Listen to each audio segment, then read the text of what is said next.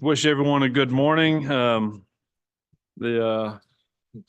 this meeting for the Veterans Mental Health and Housing Study Committee of the Senate, we have, I'll go ahead and begin by just asking if you'll, Senator Williams, would you lead us in a word of prayer? Open us up. What number are you? 9? 9. Let us pray. Dear Heavenly Father, thank you again for many blessings and opportunities you've bestowed upon each and every one of us. Please bless this great state and this great nation. Watch over our leaders and keep them safe. Please bless the people of Israel, our men and women in blue, and our men and women in harm's way. In thy name we pray. Amen. Amen. Thank you, sir. All right. Today we're going to have, we got speakers. Our focus today is on workforce, and so that's why the speakers we have lined up today are going to be focusing mostly on workforce and what we're doing as far as building up that, helping veterans come home and plug into the workforce when they come home. So that's kind of where we're trying to keep our focus one meeting at a time, so we have a singular focus with each meeting going forward. First thing I've done is I asked Commissioner Ross if you might come forward, and I was looking at doing it over, and I was just asking for an update on HB 411, the grant process for mental health, and it was going through their agency. So if you'll come forward and give us an update on House Bill 414. Yes, sir. Thank you, Chairman Payne, and it's good to see all of you this morning. I did have a couple of comments, if you don't mind. Yes, ma'am. For this morning. I know most of you, and many of you know, I spent 25 years active duty in the Air Force. But what you may not realize is the military is a family business. My grandfather, World War II, in Europe. My husband also served in the Air Force. My dad's a 2-time Vietnam service combat pilot. My husband served, and my father-in-law served in Korea in the Navy. And so when we talk about challenges in transition and in workforce, we experienced that directly. When my father got out of the Air Force after a career, he struggled finding employment, finding his purpose. And in fact, my mom was sharing just the other day that unbeknownst to me at the time, because they kept it from us, I was in high school working. We had to choose between whether we were going to eat or whether we were going to have electricity. And so we did not have air conditioning there in Central Florida that summer, albeit again, it kind of, I didn't remember that. But what I don't want to do is equate what my family went through with the challenges facing our homeless veterans, those individuals that do not have a roof over their head, are living on the streets, or know where their next meal is coming from. But I want you to know, and why I tell you that is, this isn't just a job for me. This is personal. Very personal. I did forward some slides this morning, and I don't know if you had the opportunity to see them, and if you'd like them, I will share them with you. That the VA is showing a potential shortfall this next fiscal year of almost $3 billion in compensation and pension. What that means is 1 October, when individuals who are considered disabled by the Veterans Administration and or at the poverty level and receiving a pension will not get paid. There's no way that they can change their system to give it to some and not to all. That balloons to $13 billion in a shortfall the following fiscal year. So I say that to tell you that I don't believe the VA is a solution. Lots of people will say the VA should be doing this. Right now, they are facing some difficulties financially. So I would also like to say GDVS is not necessarily a solution to either workforce or the homelessness problem. I appreciate everything y'all have done to help us stand up a foundation, but we're not yet funded. What we do have, and I'm excited to introduce her this morning, is Ms. Jarrell J.T. Thompson, who is our brand new homeless coordinator that y'all gave me the funding for. She started 1 July, and we're very excited to have her on the team.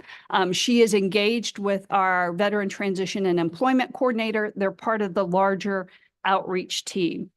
So She is focusing on establishing those collaborations and connections within not only federal, state, but our community partners. So I know when I was given this, the information about today, it was about homelessness, and that is directly related to workforce development. So it's a heartbreaking and urgent crisis, especially here in Georgia, because on any night, tens of thousands of veterans are homeless. They're sleeping on the streets, in shelter, temporary or unsafe housing. These are the very individuals who once stood on our front lines defending our nation, but they face the harsh reality of not having a home, which is often accompanied by mental health struggles, physical disabilities, and a lack of support systems, which is why they've gotten to this point. So why does it matter? Well, they're not just a statistic, and I know Dr. Chris Hess is going to give you a lot of information about this, but I see it as a profound moral failing, because these individuals deserve more than our gratitude, more than a thank you for your service. I believe they deserve our action, our unwavering support, because they've upheld their duty to support our country, and it's our duty to serve them in a time of need. So understanding the root causes of homelessness is crucial. Like my father and even my husband, many veterans struggle with the transition from civilian or from the military to civilian life. We take their youth, we take their health, expose them to the trauma of combat, the loss of camaraderie, the challenge of finding stable employment, which all contribute to homelessness. Additionally, issues such as post-traumatic stress disorder, substance abuse, lack of affordable housing is what we've seen exacerbates their situations. But there's hope. I don't want to leave you. I had this conversation with a veteran the other day. We have the power to make a difference in the lives of our homeless veterans and his workforce, and I will give you an example coming from Senator Harbison's district. But here are some of the ways I think we can help solve veteran homelessness, supporting housing programs, advocating for those support programs that provide the stable housing for homeless veterans, whether through us, other nonprofits, other agencies, promoting employment opportunities. We worked just last week with an individual on the verge of being homeless in Columbus. He came through a constituent request and said, I don't know where I'm going to live. I just lost my job. I have a young son who's disabled. It's either I lose my house, lose my car, we don't eat. We were able to find resources in the local area through a faith-based organization. That has not been the trend lately. It's been difficult to find resources. And we immediately connected him to our workforce board and our joint veteran state grant folks, the folks that help individuals with disabilities. In this case, he had a barrier to employment to help find him a job because he wanted to work. He didn't want to be homeless. And so that is a success story, but encouraging your local businesses to hire veterans to provide them with the stability and purpose they need to rebuild their lives after military service. I also want to thank you all and Governor Kemp for the Veterans Mental Health Grant, which you asked me about. It's going to be awarded next month. The notice of funding opportunity is out on the streets on our website, was published through the Department of Administrative Services to reach the broadest amount of organizations here within the state of Georgia to provide clinical services to our military veterans and their families. So once that we get all the applications in, and we have 8 organizations right now currently in the system that are going through that application process. We believe there will be far more because there were last year. We had about 50 organizations start the application process. We'll then, based on House Bill 414, kind of figure out who meets the letter of the law because it is in law, and then have an independent board select from there. So that's a $1 million grant total that we will distribute for mental and behavioral health care. And then the last thing is to advocate for legislation that increases funding for veteran housing, enacts limitations on rent increases, required down payments, and supporting eviction protections, because your committee has a tremendous amount of influence, and I know you're going to enact positive change on this state. So we, as a community, us together, have the responsibility to ensure no veterans left behind, because their sacrifice must be met with our commitment to provide them with the support and the dignity they deserve. We shouldn't turn a blind eye to their struggles, but yet meet them with compassion and with the assistance. And I would like to say that together, I believe we can end veteran homelessness. We can repay that debt of gratitude that we owe those men and women and give them that hope for a brighter future because they've given so much for us. Thank you. Yes, sir, Senator Williams. Thank you. Have you appeared before appropriations asking for funds for your agency to help the veterans?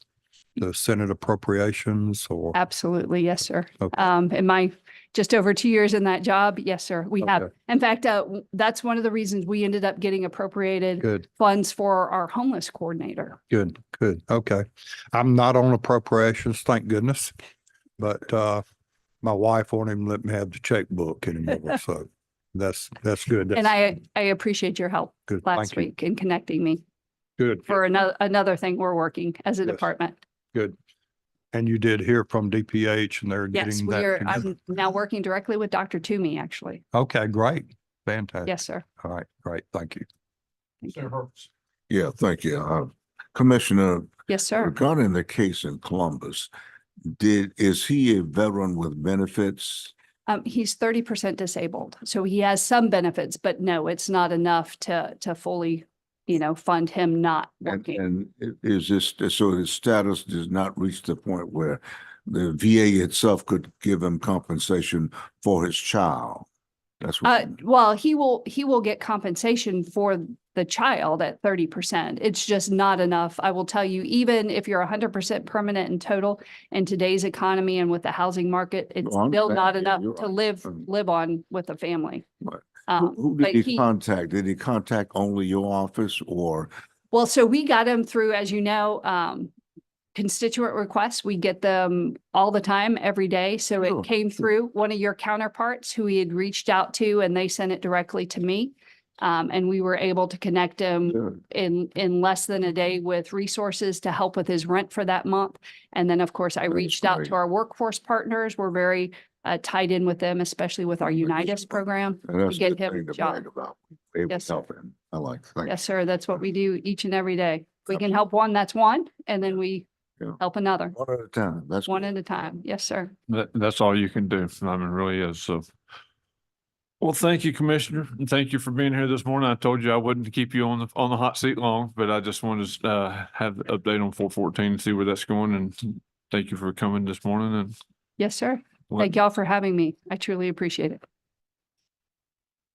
All right, next moving on, we have Chris Hess from Kennesaw State University. How are you doing this morning, sir? I'm doing well. How are you, sir? I'm doing fine. Last month you sat back there and just watched your counterpart. Today you get to Now I have get the the hot hot seat. seats. Yeah, you're right. So welcome to the hot seat.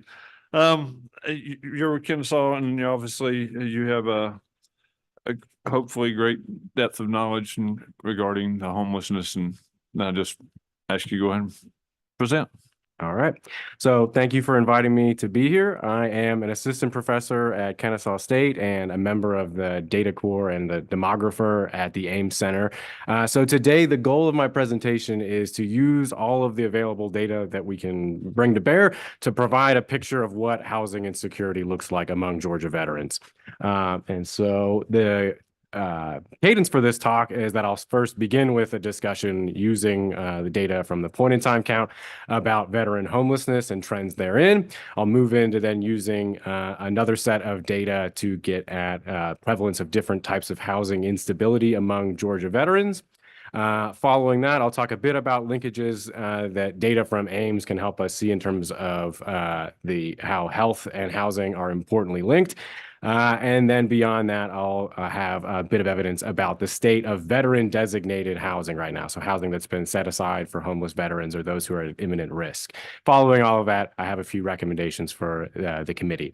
And so to sort of orient this conversation, it's important to note that there are degrees of housing insecurity that veterans experience, and that this ranges from the most dire situations of being unsheltered and homeless to being in a situation of having unaffordable housing. And so across these 5 states here, 2 of which we would consider being literally homeless, of either staying at a shelter or being on the street, to this situation where an individual more or less does not have faith-based options. They do not have social supports or community options for being able to maintain housing. But then everything to the right in that black box would be degrees where, given some stressful life event like losing one's work or having a downshift in terms of the hours that are available, that could put someone in a position where their precarious arrangement is shifting towards homelessness. And so over the span of today, I will use, can you advance the slides? Oh, there we go. I'm going to use the point in time count that is conducted every year to be able to provide this empirical picture of what veteran homelessness stands at in Georgia, how we've been trending over the last decade. And then I'll use the American Community Survey, which is a workhorse set of data that the Census Bureau puts out to be able to describe characteristics of veterans who are in unstable housing arrangements. And so one thing to note before I move to this is that it is difficult to get at folks who are in this situation of episodic homelessness, so that they're moving in and out of being in a position of lacking permanent housing. So that's one thing that is difficult to understand or have measurements of with the data that we have on hand. But we can see that from 2013, which is the start of data coverage for veteran homelessness among these estimates, is that we've seen about, can you go back a slide? That we've seen about a 60% relative decline in terms of the prevalence of veteran homelessness in Georgia. So there has been progress over the last 10 years, but we see most of that progress in terms of declines of veteran homelessness were front-loaded over this series, that they really happened mostly between 2015 and 2017. And then from there, we've seen relatively stable levels, albeit an increase in the share of homeless veterans who are unsheltered rather than sheltered. I can advance the slide. Now, one important, that was the overall trend as far as veteran homelessness in Georgia goes, but that hasn't been necessarily even across the different continuums of care or service areas for which homeless services and the point in time count are conducted. So we can see that for Fulton County, which includes the Atlanta COC, as well as Cobb County and DeKalb County, that there were relatively greater declines in terms of veteran homelessness in this 3-county core metro Atlanta area. And I'll talk about these bold-faced groups in terms of some of the important trends over the time period that we have data. So compared to core metro Atlanta, we see that there was only about a 40% decline in terms of veteran homelessness across the balance of state. And this is 152 counties, all of which are factored in together in terms of the provision of homelessness prevention resources, the provision of emergency shelter, and so forth. And so across the balance of state, as well as the 4 other counties for which have their own COCs or continuums of care, we see that there were relatively shallower declines of only about 40% compared to 60%.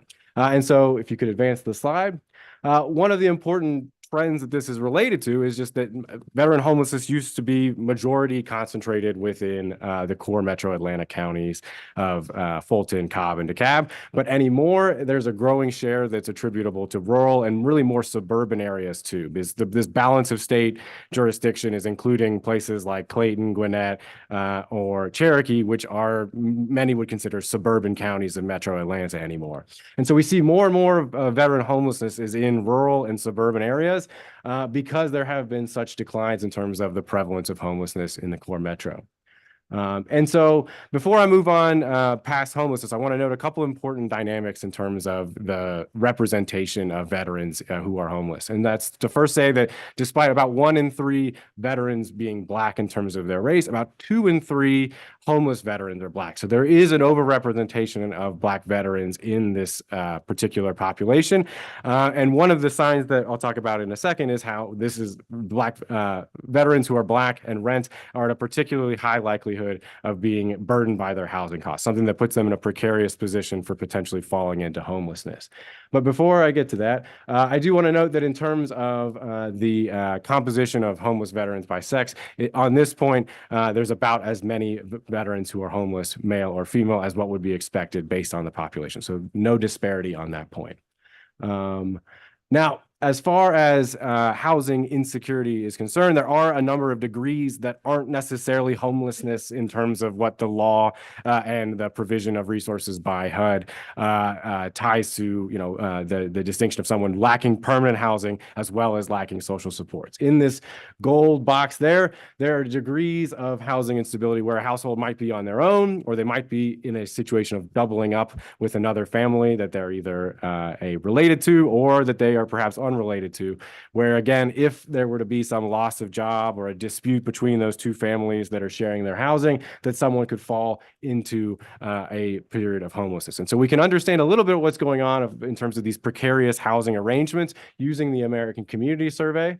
And on that point, I'm going to focus first on housing cost burden. If we could advance the slides.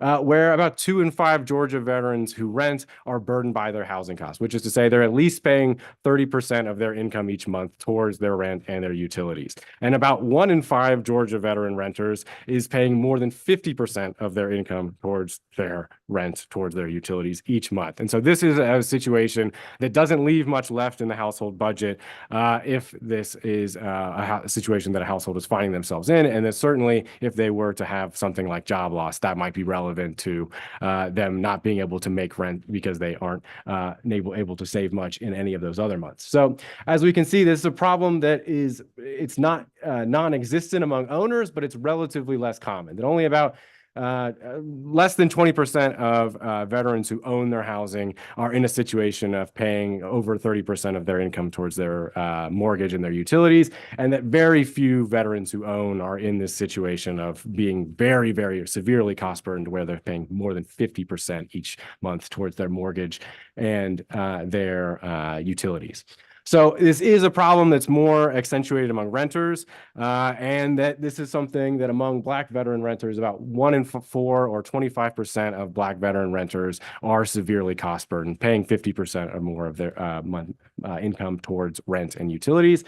This is something that across the board, though, we can still see that it ranges from about 17 to 26% in terms of the prevalence of severe cost burden among veteran renters.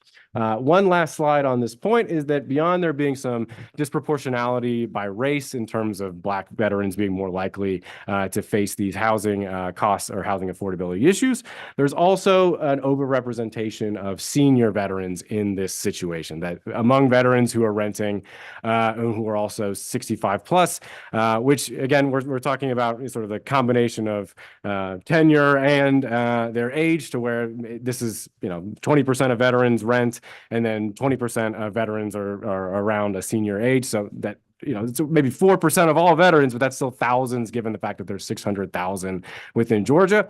So I'll say, that even though this is a kind of a narrow group, that we can see that among veterans who are older and renting, they're very likely, about 25% of them are in this situation of putting more than half of their incomes towards rent and utilities each month. So something that's very difficult given that they're on a fixed income by and large.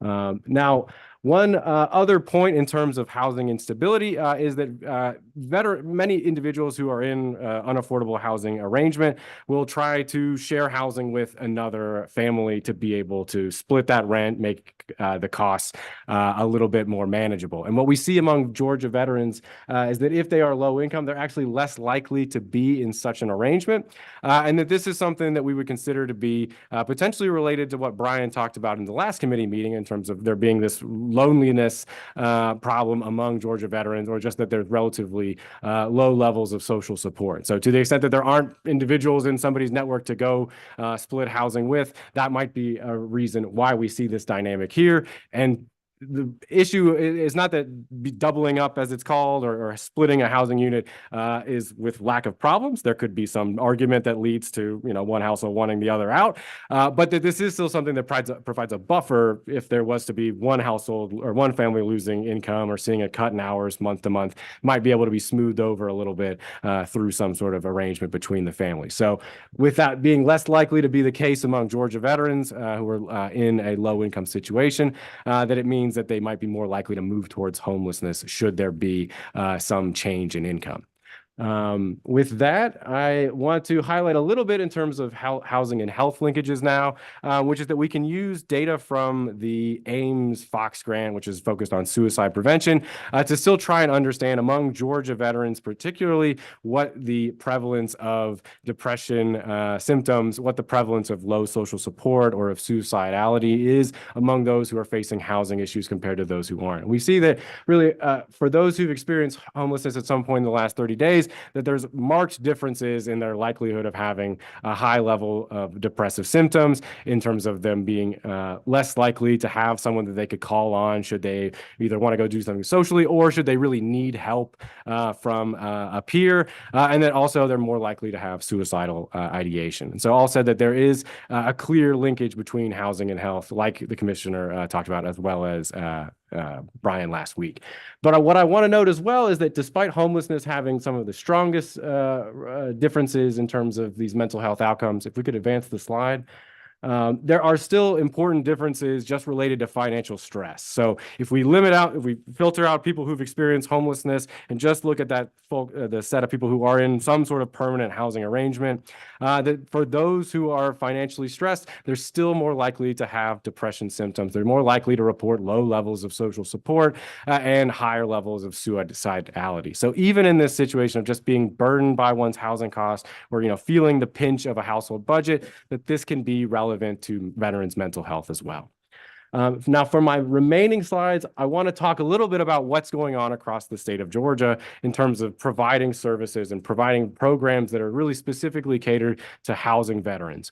And so here there are two key VA programs, that of the Grant and Per Diem program and that of supportive services for veteran families. And we see, based on the diagram here, that essentially GPD or Grant and Per Diem, this funds emergency shelters, it funds transitional housing programs that are targeted for vets, and it is specific to those who are literally homeless according to the law. Now, supportive services for veteran families, by contrast, has both an arm that's focused, about 60% of the funding needs to go towards homeless veterans, but then about 40% is eligible to be used for prevention as well. And so it's this bucket of services that can be used kind of a la carte in terms of some assistance for transportation can be given, some assistance in terms of case management. It's provided to the veterans' stated needs, but it is also including of those who are more unstable but not literally homeless yet. So if a veteran has lost their job and they are feeling like they're not going to be able to make rent in that next month, that SSVF exists to be able to provide preventative services to keep them housed in an emergency manner. And so it just depends on having that imminent risk.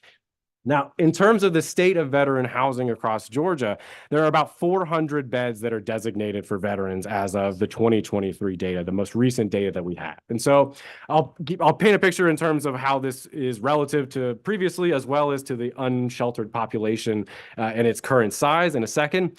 But I want to note that much of this capacity is centered around core Metro Atlanta, with just about half located there, or a little bit over half located there, and that beyond there being this sort of geographic focus mostly on core Atlanta, there's also a split to where about 40% of this capacity is for transitional housing, meaning GPD funding, then about 40% of it is coming from rapid rehousing, which is putting people into short-term rental stays and then hopefully transitioning off of that or moving them onto a voucher in a more permanent capacity if needed, and then about 20% is in terms of emergency shelter beds, like you might think of, albeit designated specifically for veterans. Now, the first trend I want to highlight on the next slide is that these levels are much lower than what we saw at 2017 and sort of the earliest data that we can see what was going on in terms of this veteran designated housing. We were doing a lot more of it back in 2017 compared to now in short order.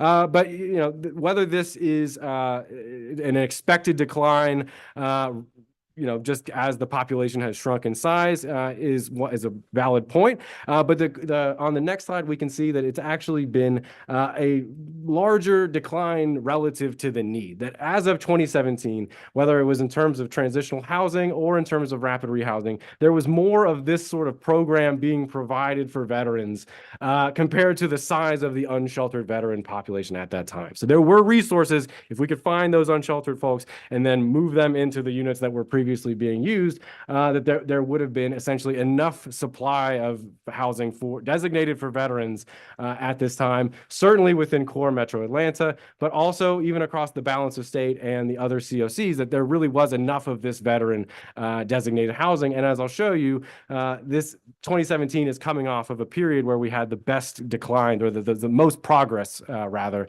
in terms of veteran homelessness. The picture in terms of 2023 is that there's a lot less of this relative to the need. So the unsheltered population has declined, but we really only in core Metro Atlanta is there enough veteran designated housing to be able to move folks who are unsheltered into some housing that is designated for them, and that essentially lacking that veteran designated housing, they're competing for the same limited homelessness services that are for the general public.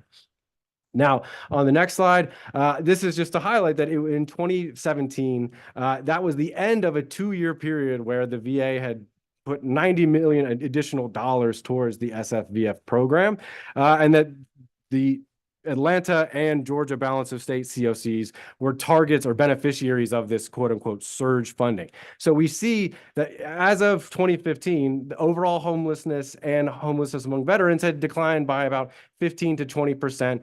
From 2013 to 2015. But as this surge of funding hits, we see another 40% decline from the 2015 level for veteran homelessness. While there is some decline overall, this is really to suggest there is some effect of that policy move in terms of providing the resources that were needed. And that following the surge, we've more or less seen parallel trends suggestive that homelessness among veterans is moving at about the same rate as homelessness overall, which is to say not really up or down. Now, if we move to the next slide, I know I've been hitting y'all with a blitz of stats and figures, so I'll be happy to answer any questions if you've got them. But one thing that's notable is that this grade period for the surge, we see that's really representing this first increase in SSVF funding since 2013. And we have the most households being served at that point in time. So about $373 million have been outlaid and about 101,000 households served. Note this is nationwide in terms of this being VA data for the entirety of the country. But what we see really since 2015 is that fewer and fewer households are being served by this program. Despite this program, by all metrics, having successful outcomes in terms of getting people into permanent housing, we are able to serve less and less. And that's even with this relatively large spike in additional funding for SSVF starting after 2019. And so this leads to my suggestions for the committee. And I will start by recommending first that given the precarity of housing arrangements among those who are older and renting, as well as VA program data showing that folks who are likely or who benefit from SSVF tend to be older, tend to be disabled, that it would be beneficial to add capacity to the Georgia War Veteran Homes to the extent that there are veterans who are elderly and disabled who need skilled nursing care, that this would be a means of finding them housing outside of the private market where their needs could be taken care of and they could be well served. The War Veteran Homes do not necessarily serve all veterans. That's to say that those who do not need skilled nursing care, those who have a behavioral or psychiatric disorder are not eligible. But that's to say we still have a substantial share of SFVF recipients who are older. We have a lot of veterans who are older and more likely to be cost burdened in that situation. And so these are the sort of individuals that might be very well served by the War Veterans Homes if there was capacity in terms of rooms as well as providers to serve them. If we could advance the slide. Now, my next recommendation would be to try to use some of the discussions we had in the last committee meeting about increasing mental health prevention in rural parts of Georgia, to use this in two-faceted way. One, to do all of the mental health services and coordination therein, but also to try to work to identify housing instability and homelessness across this balance of state. There's 152 counties out of Georgia's 159 that are located in the balance of state area, and we really only get that one number in terms of how many homeless veterans are there. So it could be that they're geographically even across all places, or it could be that some counties are accounting for more of that total balance of state estimate. And so we don't know that based on the data that is out there. But we see about 40% of homeless veterans are located in the rural or more suburban parts of Georgia. And if we had more granular data on where there was unmet need, where more transitional housing, where more rapid rehousing would actually go to use and be best, serving veterans, that is something that would be beneficial. And that kind of along those lines, if there were data to support that kind of analysis about unmet need, it might help nonprofits in these areas with applying for funding to bring more SSVF dollars to their community to be able to serve veterans in that community. And I got one last slide, and that is, I think it would also be beneficial, given what I highlighted about the declining prevalence of rapid rehousing, in particular that is designated for veterans, and the declining number of households that are being served by SSVF in general. It would be useful to know in the state of Georgia where there are barriers to getting folks into this program, as well as being able to move them off of it. It could be that housing costs increasing by the rapid rate that they have has accounted for all of that money that has been outlaid just being eroded away by needing to make higher rent payments. But it could be, I like to be an optimist, it could be that there are now more difficulties in terms of doing the outreach to identify homeless veterans in communities where there's been relatively dramatic progress. They might be harder to find and enroll folks into SSVF.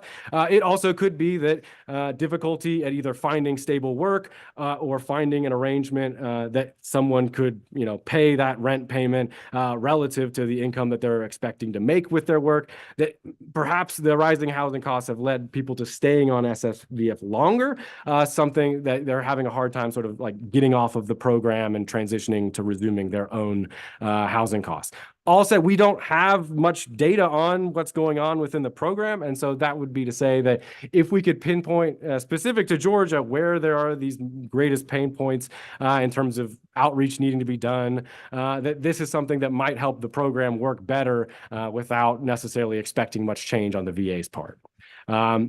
With that, I appreciate the opportunity to present, and I am all ears as far as any questions you might have. Thank you. I do have one, if I could ask, start off with, and while I'm sure they're going to be coming at questions too. My question was, those going with SSVF, are they offered any resources or ability for financial management training? Can we go into the appendix? I have a slide that it's surveying SSVF participants. I want to say it was about 50%. It's like one of the very last ones. Sorry, this is where I'd love to be clicking. I'll tell you when to stop. Keep going. All right, there we go. So, no, one back.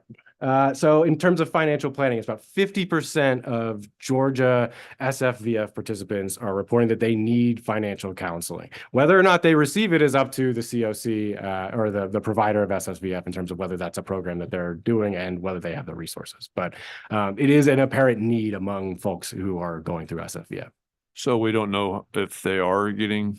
I don't have that statistic off the top of my head. I want to say these are data that were obtained via FOIA that do have some indication of whether services were received, but I don't have that off the top of my head. I'd be happy to look it up for you. Well, because I mean, a lot of the people coming out of the military literally probably joined right after high school. They've not really been on their own. They've lived in the barracks or they lived, on post, and they've not had to. So now they're in their 20s and they're having, for the first time, they're doing with the learning of financial management that most people learn when they're 18. But, they're in their 20s now because they've never had to really do this. And so that's why I was asking if anybody. And another question as far as, and do we know those receiving assistance for housing with SSV, are they, is counseling afforded to them? Counseling as in case management or like psychiatric therapy? Psychiatric therapy. That it's on a case by case basis whether individuals are provided services. And so you can see that not everyone needs every service that's potentially offered. But my impression is that more folks who have severe sort of psychiatric or therapy needs would be more likely to participate in a transitional housing program. The idea being that transitional housing is more of a comprehensive set of programming. You're going to get the full suite of everything that might be needed, whereas the SSVF or rapid rehousing model is more of an a la carte and based on, it's a lighter touch is how people tend to think about it. So folks who have greater needs would be pushed probably more towards the transitional program. All right, thank you. Any other questions? Wait, go ahead. No, he's The Colonel, you go first. General, thank you. Just one clarification and about a possible solution. Let's say the veterans live in public housing, and some of them are very nice. They've been upscale pretty good, but public housing nonetheless. Usually when you're in that situation, what happens if you get an increase in pay from the Veterans Administration or anybody in that category, you pay more based on the amount of money you have, income you have, bottom line, 30%, 50%, but it increases. So you got any possible solutions regarding that? Is it only a federal outlook to sort of put reins on that to make sure they get a certain category, or they're noted for that? You know what I'm saying? That somehow they can compensate and not raise their rent because they're just hustling backwards. Sure, Yeah. it's like being held at harm for improvements in the household situation. Yeah, so I would guess that has to come through adjustment of the income eligibility rules at the federal level. Mhm. But there are other examples of this in terms of housing programs, like the Housing Choice Voucher Program, efforts to try to increase how much vouchers cover by making them, you know, the rent amount that it goes for is at the zip code level, or it's based on zip code data rather than the whole market. That there tends to be that a lot of these households are concentrated in low income neighborhoods where there can be this notion of being held at harm by virtue of policy changes. So I would argue that it would be beneficial to consider, you know, if household is maybe more and more self-sufficient in terms of their income, that it would be beneficial for them to be able to not feel the pinch in terms of their rent going up by extension. But I don't have a solution as far as what could be done right now just in Georgia. Okay, thank you.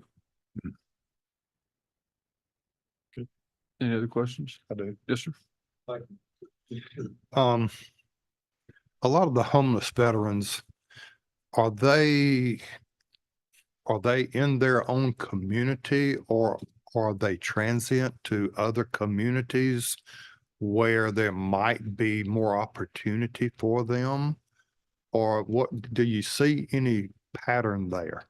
So the veteran designated programs tend to have high levels of success to the extent that they're very acquainted with the programs that can be both the sort of cultural specific needs of veterans, as well as the programs that are outlined to serve them in terms of if they have high levels of disability, trying to get them onto permanent supportive housing vouchers and things like that. If we go back aside, I want to make sure that it's clear that in other communities, there is capacity in terms of non-veteran designated beds, but that this isn't it's not that puts them into a situation where now they have as much shelter as might be needed. Sorry, so we can keep going back. Keep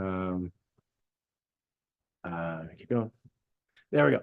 So you see that the veteran designated shelter inventory is a relatively small slice of the pie, but this is housing that is set aside to create communities of transitional housing for veterans to try and serve veterans specifically. And that this is like a priority pass in terms of the shelter systems, the transitional housing systems that are for everyone else, generally not being large enough to meet the need. So it's a way of being able to get served more expeditiously.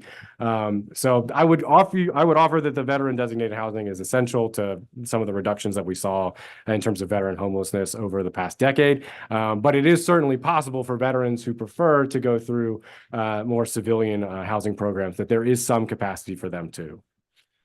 I guess if I could follow Go through. ahead. I guess my question is if are they in the community in which they have grown up?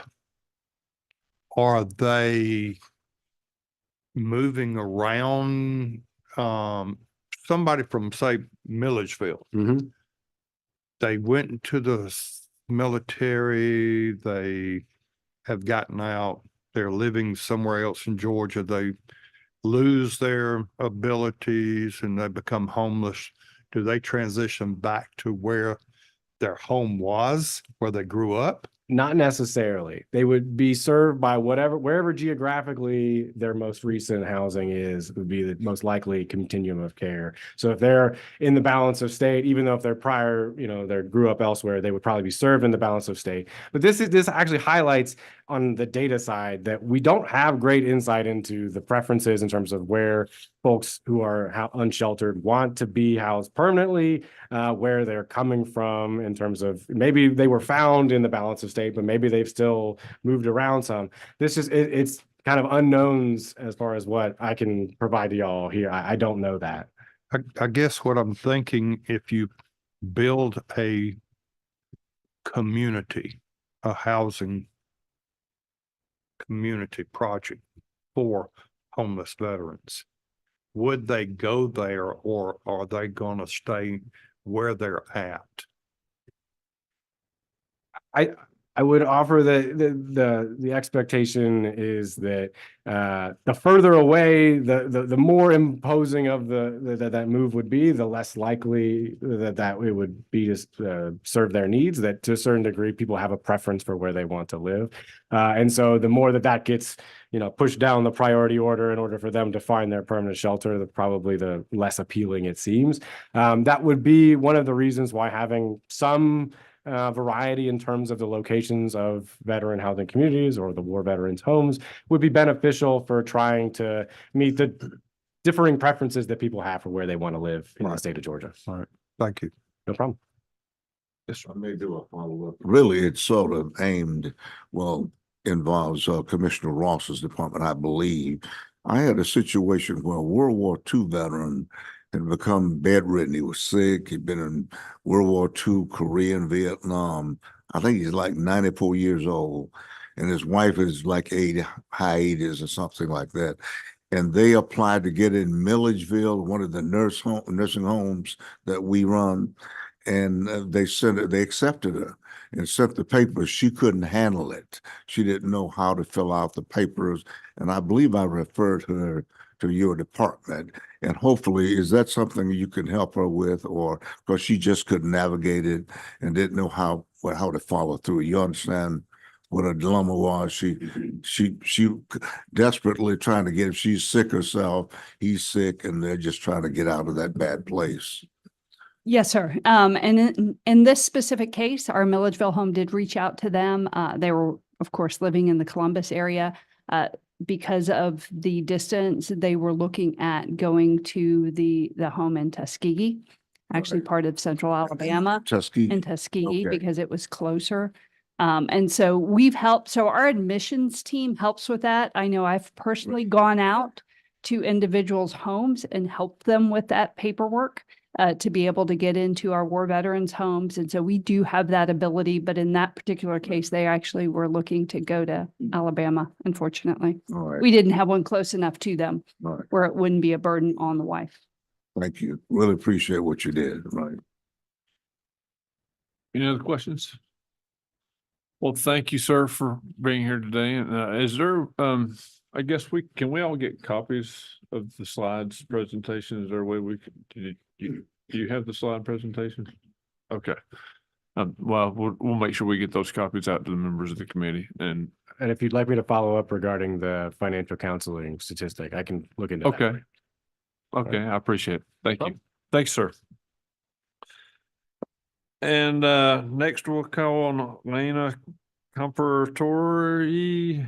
You're gonna have to help me with that name. My mother would be proud of me. I must have stayed in the Holiday Inn restaurant. With Hire for Heroes USA. And Hire Heroes USA. thank you for being here, both of you, and go ahead. Thank you. So my name is Elena Comparatori. I am the Director of Client Service Delivery at Hire Heroes USA. I have been in this role for 2 years now and with Hire Heroes for 9. I started off as a transition specialist who was working one-on-one with the service members, veterans and military spouses through their job search. I'm going to let Romain introduce himself and tell his story in a minute. But the way that we're going to go through the slides today is a little overview of our services, because while we are not focused on housing, it is important to talk about how career services ties in with housing. So I'll give a brief overview of who we are and what we do as a whole, and then we'll dive into what we're doing here specifically in Georgia. So Romain, if you want to introduce yourself. Yep, my name is Romain Bird. I am the Georgia Program Manager here at Hire Heroes USA. I'm also an Army veteran of almost 23 years. So I initially joined the military to get out of a really weird, bad situation. I've lost my mom, really didn't have a whole lot of family. So I joined the military just to, leave my small town in Pelham, Georgia. Served as a light wheel vehicle mechanic. And I'll be honest, I was probably the worst person ever to grab a wrench. So my brief stint in the military was, about 5 or 6 years. Couldn't find employment, on the verge of being homeless. I went back to the recruiter and actually joined the military. Finished out 13 years later. Came to Hire Heroes USA as a client. Started, just having anxiety about finding employment. But coming to this company, increased my chances of finding employment. So now I actually started off as a client, then a transition specialist. Now I'm the program manager for the organization. So thank you. So for anybody who doesn't know about Hire Heroes USA, our goal is to empower veterans, transitioning service members, and military spouses in finding successful employment. Our goal is to be the nation's preferred veteran employment organization. So we do this through a one-on-one approach, which I'll get into in a minute, because that is also important whenever we're working through with our unemployed veterans. But on our next slide, I really want to dive into our impact, because while we are a nationwide company, I'm always surprised whenever I get in a room with people and they haven't heard about us, because our impact is pretty huge. So these are some numbers from last year alone. And I just want to kind of highlight 2 of those. The average starting salary for those who come through our services is higher than the national average at $69,000 a year. And we are set to hit a lifetime hires of 100,000 hires later this year. So we're projecting late summer, early fall for that. So that's a really big deal. And last year alone, we helped over 13,900 veterans and spouses find employment. I don't like to look at that as just finding jobs. It's finding a purpose, finding a mission, helping them to feel more stable in their lives, in their housing, and in their families. So if we go to the next slide. So I'm going to talk for a minute about our service delivery and how we work one-on-one with people like Maria. And we can go ahead and go to the next slide. So some of our services, first and foremost, is our career coaching and resume writing. That is what the transition specialists do. That is the hallmark of our program, but we couldn't do it without all of our wraparound services. So the mock interviews and the mentoring are often provided by volunteers who see our vision, have a feel for it, and a lot of times our alumni who have had success with our services and want to come back to help. And in that mentoring, and we'll talk about this a little bit more, is also our referral and training program. So while we are the SMEs in employment, we are not the SMEs and everything else that goes into a person, into the holistic services. So we oftentimes refer out to partner organizations, which Romain will talk about in a little bit, that are specific to Georgia. But we refer out to partner organizations for help with housing, for help with financial literacy. If somebody comes to us and they need mental health support, somebody needs certifications or training. So we recognize that there is more than just employment. And then we also offer job sourcing and career events, virtual and in person, throughout the year. The virtual ones, virtual career fairs, we hold 4 of those a year, and then several webinars related to military spouse employment, junior enlisted specific webinars with employers that are interested in hiring veterans so that they have a chance to connect with those job seekers, and one specific to federal hiring, because that's a whole beast in itself. So the next slide, our three-phase approach, and I'm just going to briefly touch on this slide because the next slide is the more important one. But that first conversation that we have with somebody after they register and get assigned to transition specialist is where we identify what their goals are, what types of employment they're looking for, where they want to live, what their salary is, if they have education goals. But it's also where we identify what barriers they either think they're going to have or are currently having in their job search. And that's where we then tailor our coaching phase. And then every person who comes to our services gets a resume, either one written for them from scratch if they've never written one before, or we'll take one that they already have and we'll revise it. And then we teach them how to use that effectively in the job search. It's one thing to just have a resume, but it's another to actually know how to use it. And then in the career coaching phase, if we go to the next slide, thank you. So in this phase is where we really work one-on-one to learn even more about that client. And we do this in different cadences depending on where they're at in their job search. So later on, we'll talk about a good chunk of those that come to us in Georgia are still on active duty.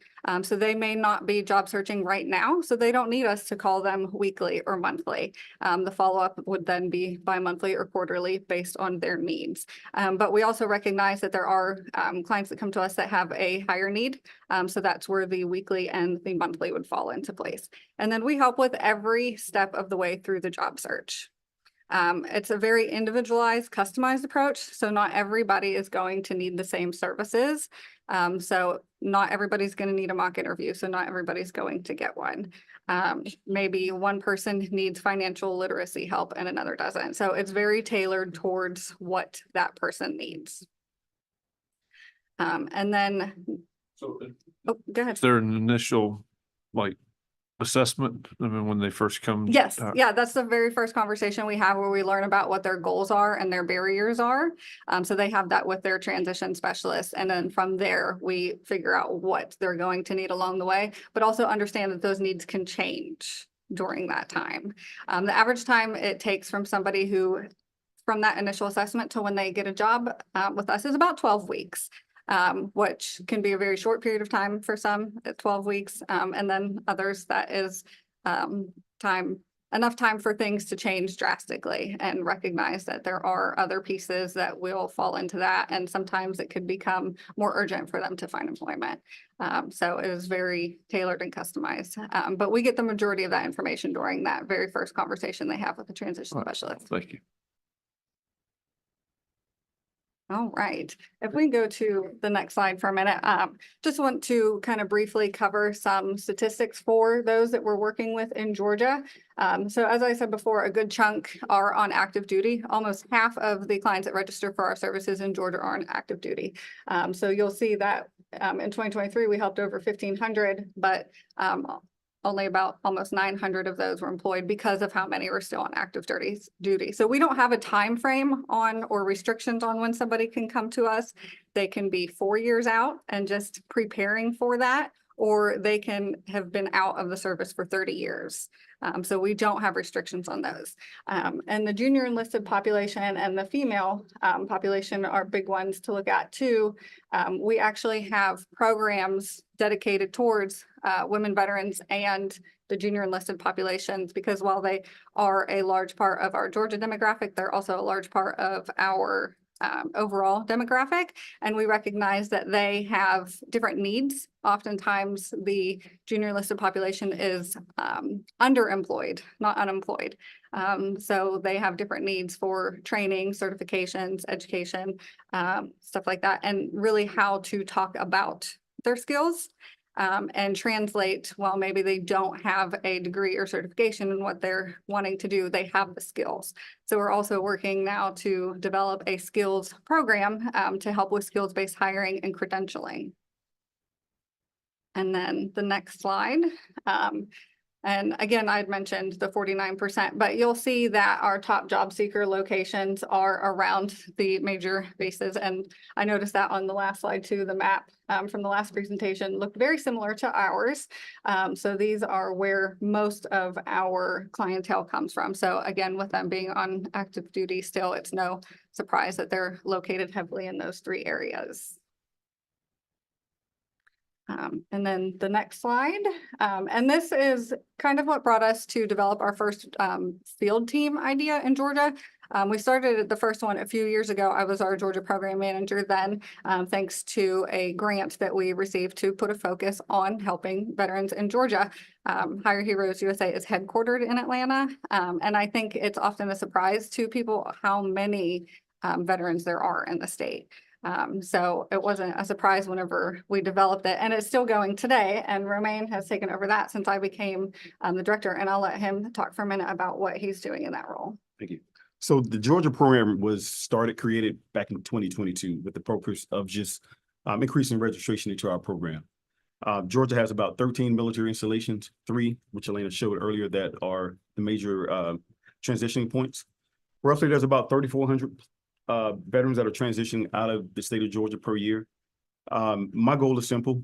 I travel throughout the state, different military installations, as well as other community partners, just to form a partnership with helping veterans find either employment or other wraparound services to help them with their employment search. I have tapped in with the Fort Eisenhower transition program, as well as I'm working on Fort Stewart and the Marine Corps base down in Albany, just to kind of get them involved in what we do. The community partners that I'm also working with are the VEOs, Atlanta Center for Self-Sufficiency, the Warrior Alliance, Hope Atlanta, as well as the Atlanta CWT program. So I continue to want to do the great work and make sure our veterans find employment. My question, when soldiers are getting out, or so I say soldiers, I was Army, so when men and women are coming out of the military service, do y'all reach out to them coming in, or do they get, I mean, even if it's a flyer in the mail, do they get anything from? So we don't like send out flyers. We actually don't market, I think, as much as we should, but I don't want to say that we don't need to. We rely heavily on word of mouth. Every week, we actually have more clients that register for our services than we have the capacity to help. So it's a fine balance between getting out there and putting our name out there more, and not overloading our system with those and having to put them on a wait list. But Romaine does visit those locations. Well, that's what spurred my question. Yes. When he said Yeah, he's getting out there. he visits locations, and then a lot of the TAP programs actually refer people to us even before they start the TAP programs to have a resume prepared before they get in there. Organizations like Hiring Our Heroes refers people to us so that they have a resume ready for whenever they're applying for SkillBridge programs. So while we don't do mailings, we are very much out there, word of mouth. We have a large presence on LinkedIn, and then some of our large funders, Call of Duty Endowment, Activision, the Blank Foundation will often put us out there to people as well.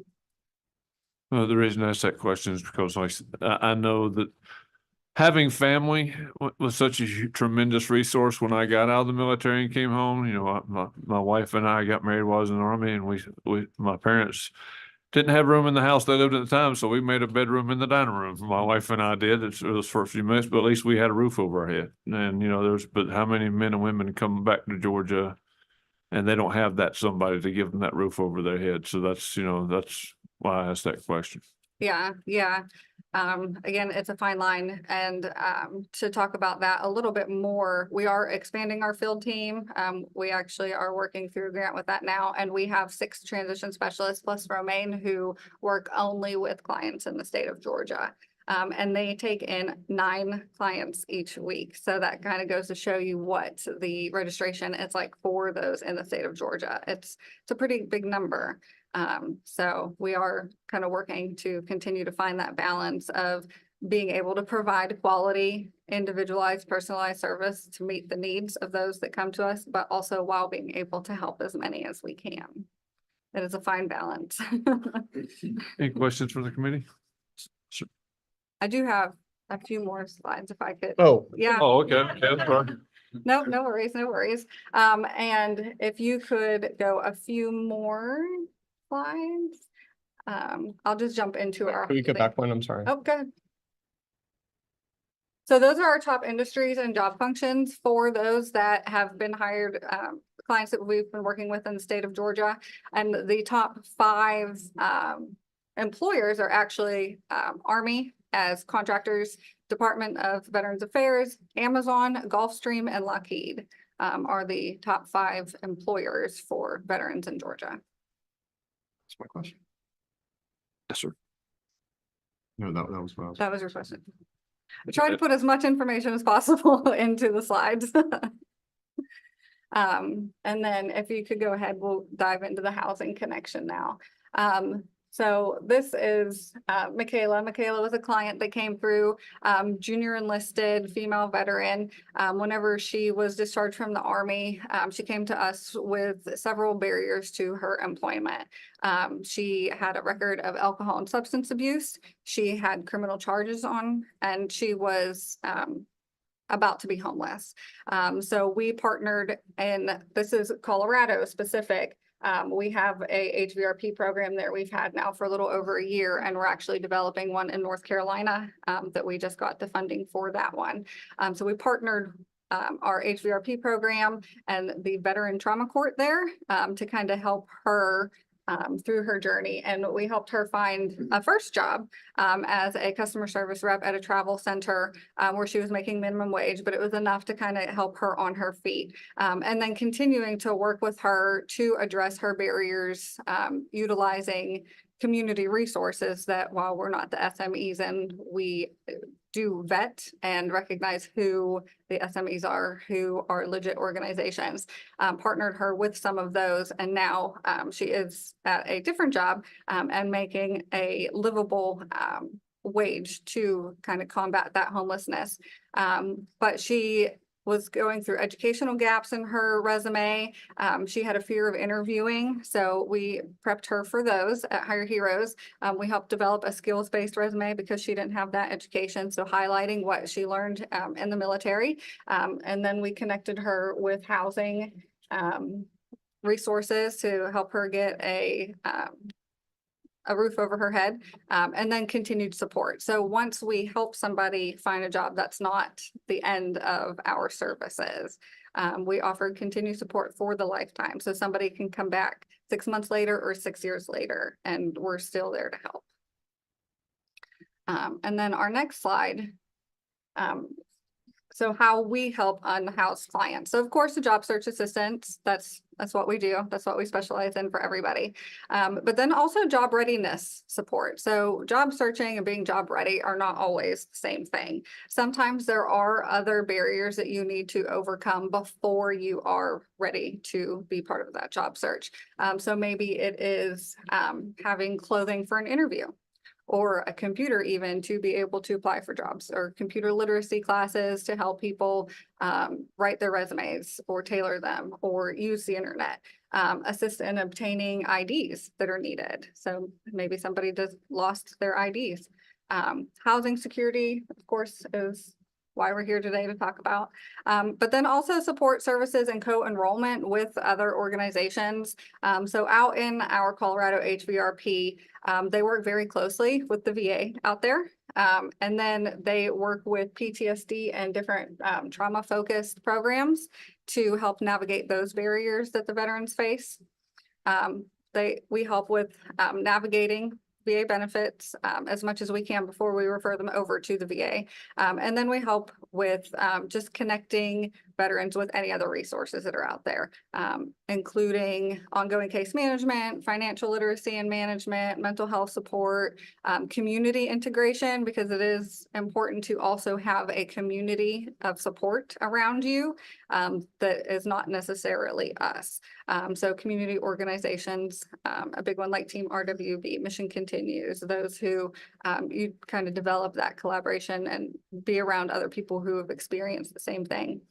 Educational support, and then family support. So it is really looking at the veteran and the family as a whole, not just focusing on employment. But while employment is what we do best, it is not the only piece.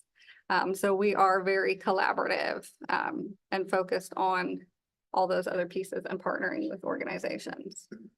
And then the next slide goes into our data on those for housing. So we have only started tracking housing instability and focus in 2022.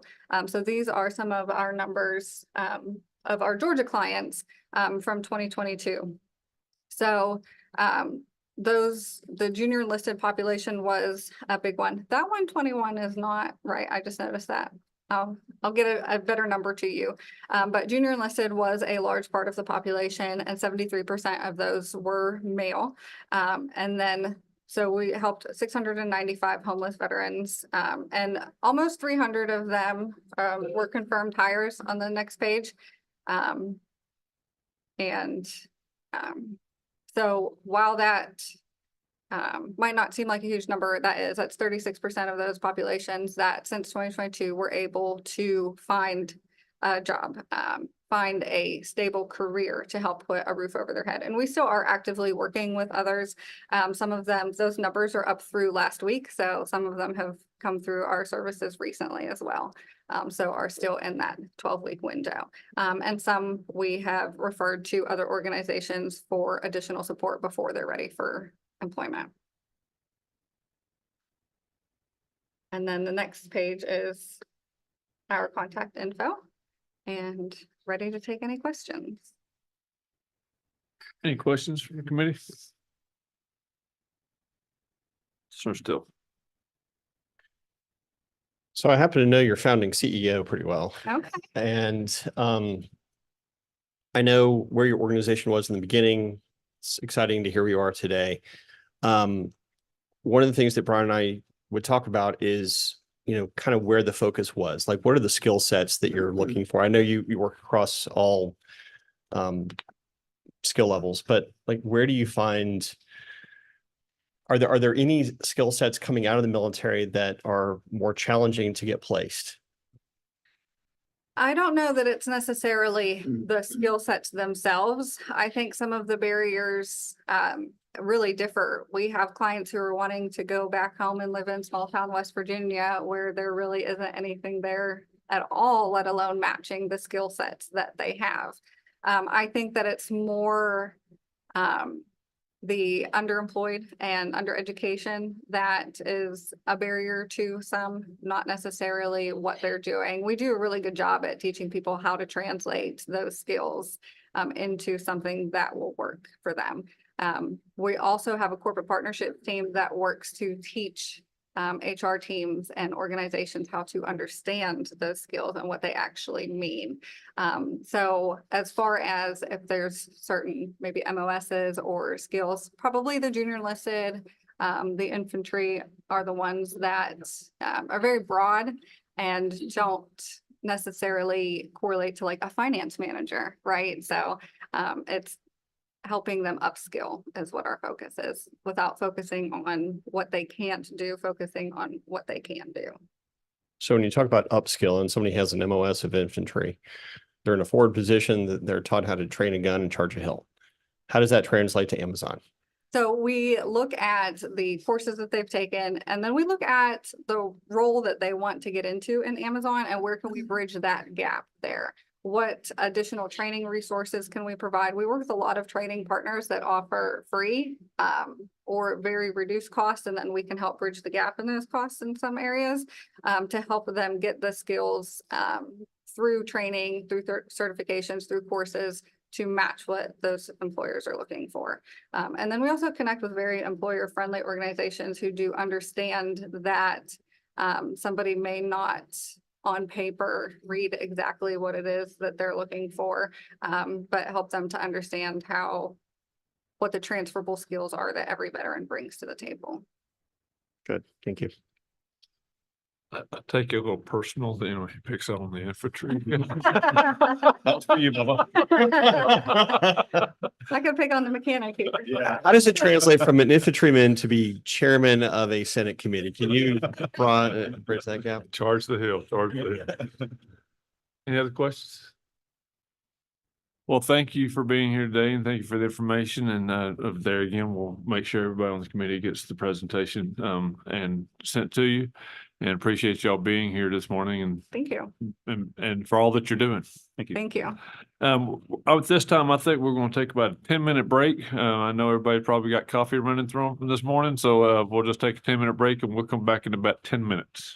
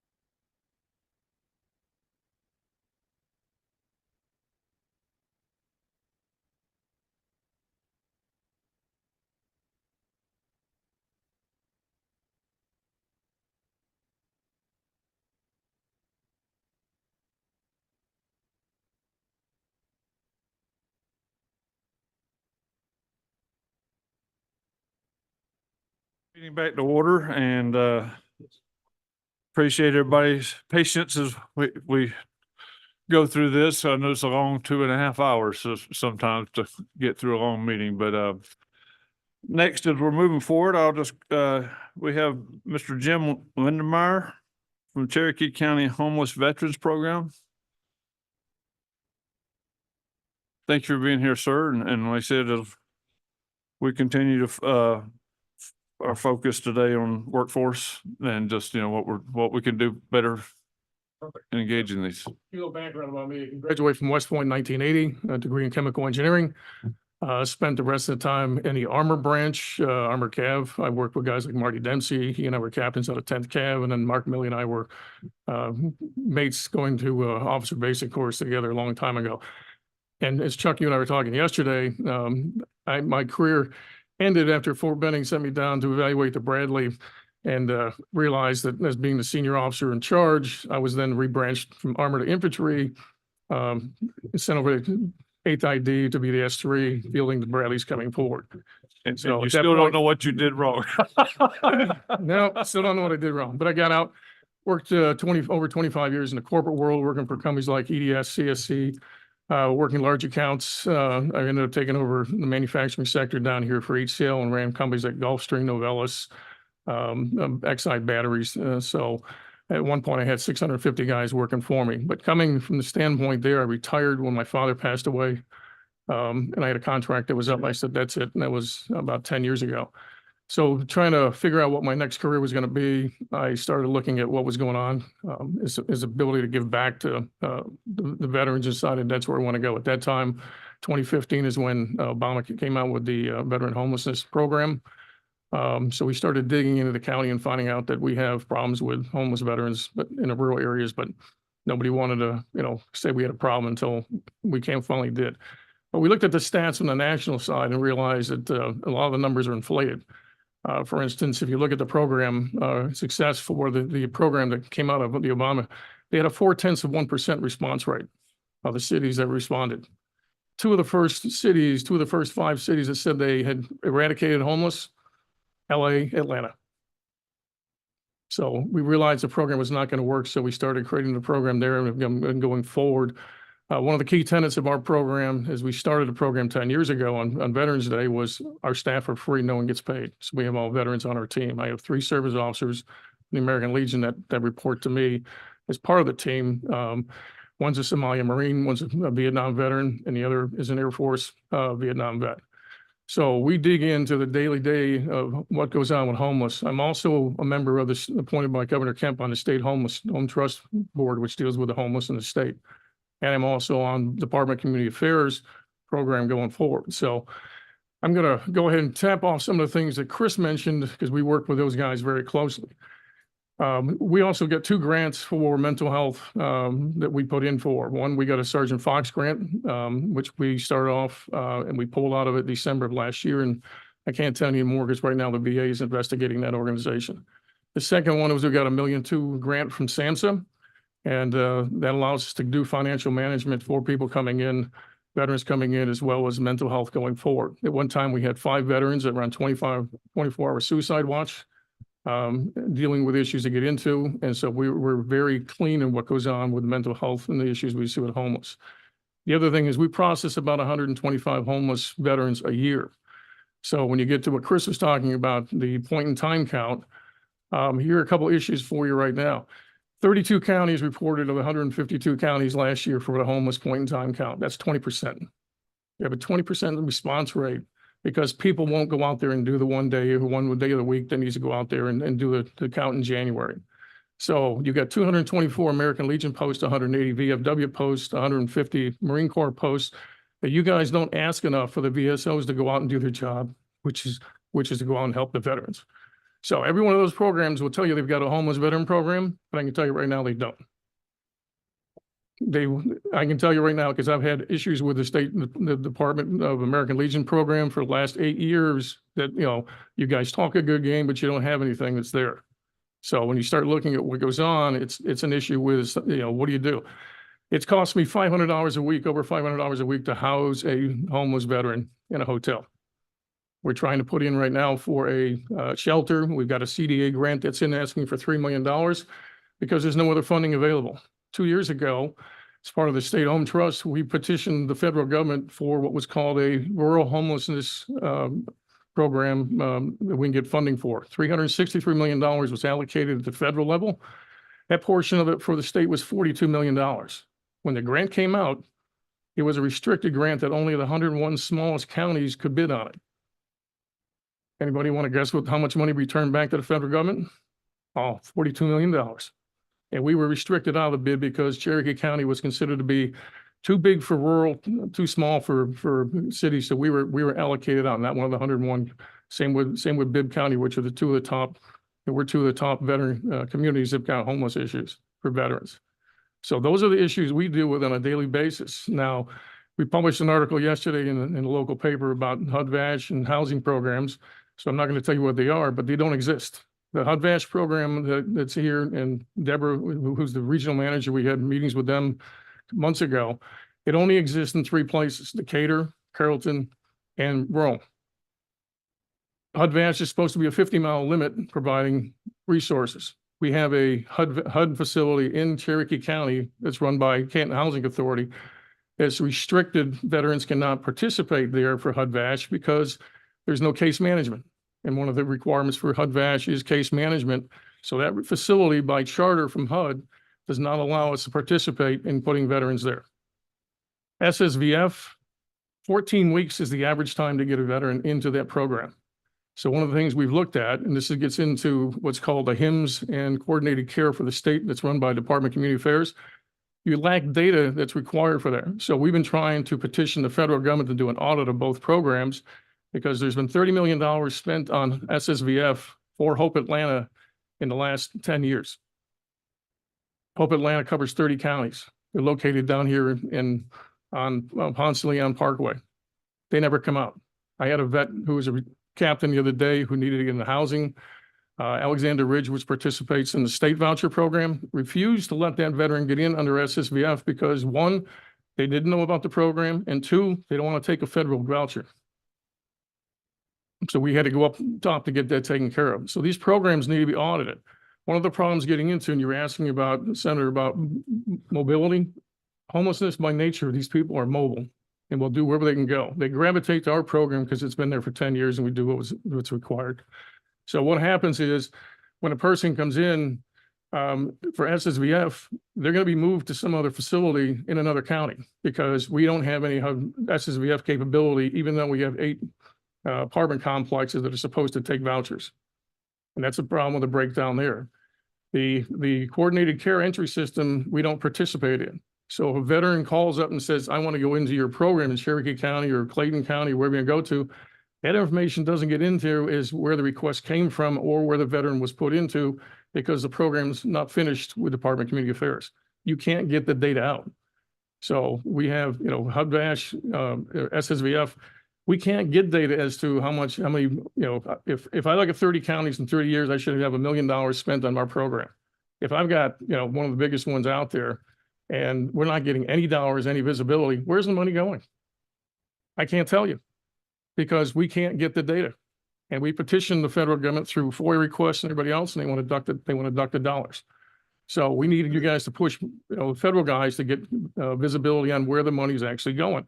Because right now we don't need it going to Atlanta. Atlanta's a failed facility because it's the same issue over and over again. So I'm going to take you to the next, our initial focus is homelessness, but it deals with everything over. Let me go to the next slide.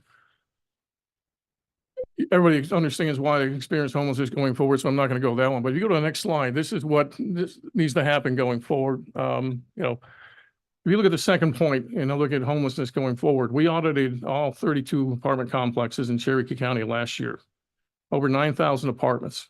If you are 100% service-connected, disabled veteran, you can't qualify for any of those apartments because you don't meet the requirements, 3-to-1 that's been imposed as a result of COVID. So what happens is a 2-bedroom apartment, which averages $1,600 or more, you have to pay $4,800 a month for that apartment. You make $4,000 a month. So you're not even, and these companies now are hiring third-party companies to go ahead and decide mechanically whether you can afford it or not. They're getting turned down So now I've got veterans that are 100% fixed income, veterans that are having mental health problems because they can't get to apartments they want to live and having to live in substandard facilities. That needs to change. And the issue is, and we've testified in front of Congress last year, and this has been something that's been going on for 5 years. We started with Buried Loudermilk. Is the problem is there's an extra SSVF or SSDI kicker out here of $2,000 a month, but the VA won't put on a veterans award letter that if he's 100% permanent total, Article 45, that you may be eligible for additional services through Social Security Administration. And the reason for that is there has to be an appropriations bill passed by Congress to put that language on the bill, but they can't figure out whether the VA or Social Security pays for the ink that goes on that page. So 1,500 or 1.5 million veterans living in that area can't get the additional $2,000 they need, which would then give them, basically everybody would be qualified for apartments to go ahead and do it. We got a veteran in Woodstock a couple of months ago. We worked with, finally contacted us, and we have to work with the senator's office to get this done. He'd been denied 3 times for SSVF or a Social Security disability. And the reason why is because the VA would not release his records to the Social Security Administration. I want to ask this question about ahead. the 100% disabled veteran and the fact that they can't qualify. And the clarity on that, wouldn't it be that you have a federal program that's the HUD program, because Housing Authority on the HUD, right? And then you got the federal VA program. Is that the road? What's the roadblock? Let me ask that Well, here's the question. roadblock with this one. If you're 100%, you're making too much money to I know qualify it's for the 48, program. 3,700, something like $4,000. No, right? the HUD VASH and SSVF have got limits in income. If you're 100%, you're making too much money to qualify for those 2 programs. Okay, This is another program that's out there that, another program. Okay, Yeah. all right, I'm glad. Thank you. yeah, so you got a lot of different issues out there that we could resolve. But part of this has got to be the federal government's got to do their job, which gives you guys the ability to go ahead and get visibility on what needs to change going forward. So to go to the next one. Cherokee County is lucky. We've been given 2 mental health grants. We tie in with our homeless side. So when we do our 96-hour intake on a homeless veteran, whether it's male, female, we're looking at what their skill sets are. And you guys are looked at what's the, what's the priority. Our job at that point, again, you look at Haida Heroes is talking 12 weeks to get somebody into their program through to employment. I've got less time than that. We're trying to get that person immediately employed. But because of the problems we're having with the housing, the SSVF and HUD VASH, and there's only one facility that does per diem, and that's in Norcross, and that's the Salvation Army. These people need jobs to go ahead and get forward. But if you're not sure where you're going to be living long-term, you can't get a job that's going to be stabilized. So we look at so if you get a person coming in, I had a woman, disabled female, single mother, 2 kids. She ended up working at Wendy's for 7 months while the HUD VASH was trying to figure out where to put her. And we were paying the bill for that, the whole 7 months she was there. And I had to move her every 28 days because of the new rule that's out there after COVID, that because you don't want them being long-term residents, they have to move locations every 28 hours or every 28 days. And I've got contracts with 3 different hotels to go ahead and cut our rate down so we can save money on that one. But she's now living in Smyrna, but she still works with our program because that's the only place she can go. So does your program help them find employment? Yeah, we do. We have a scholarship fund that we have part of our program, to get the guys into it. Now, we work with companies like Home Depot. Home Depot will take a veteran. They have 37,000 veterans. So but that's part-time. That's 30 hours a week. We look at guys right now that are coming from S&T battalions for CDL drivers. I got 10 concrete plants in Cherokee County that need CDL drivers to go ahead and get concrete out. School systems want bus drivers, required a CDL, which is perfect for S&T. I'm going to go through one about a combat engineer. If I got a combat engineer, I can get that guy placed within a week. And we've done it we did it in 3 days on one veteran that came to us who was living on his sister's floor in Woodstock. We start looking at the infantry guys who can't work. You're looking at guys that are logistics, great for warehousing. We had, a combat engineer can do anything. Explosives, he can drive heavy equipment.